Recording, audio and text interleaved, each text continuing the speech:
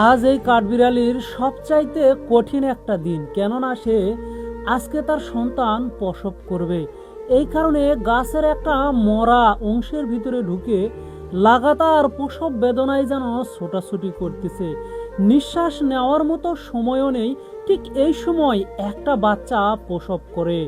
একটু হালচাল হতেই আর একটি বাচ্চা প্রসব করে।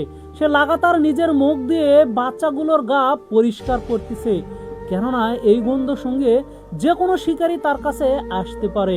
প্রায় 2 ঘন্টা পরিশ্রম করার পরে 4টা সুন্দর সুন্দর বাচ্চা প্রসব করে। একটু জিরিয়ে নেওয়ার পরেই তার মনে হয় এই বাচ্চাদের দুধ পান করাতে হলে তাকে তো আগেই খাবার খেতে হবে। তাই তো ঝটফট বাসা থেকে বের হতে হবে।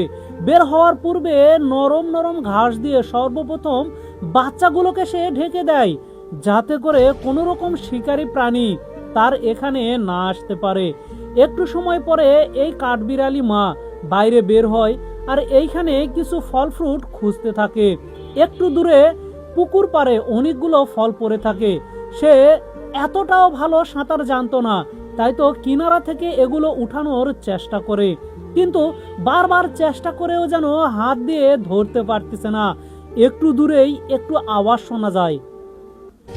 মাদার কাঠবিড়ালি ঘাবড়ে যায়, কেননা এইখানে একটা শিকারী ঈগল পাখি আসছে।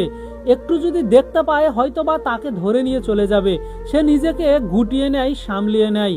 এরপরে শিকারী প্রাণীটা যাওয়ার পরে সে আবারও পানিতে নামে। দুটাই ধরতে পারে, কিন্তু হঠাৎ করে একটা মুম্ফলি পানিতে পড়ে যায়। সে একটু নিজেকে সামলিয়ে নেয়, এবার অনেক আগের চাইতে সতর্ক হয় আর এবার খুবই সাবধানতার সাথে এই ফলটাকে ধরে নেয়। এরপরে সে বাসায় আসে।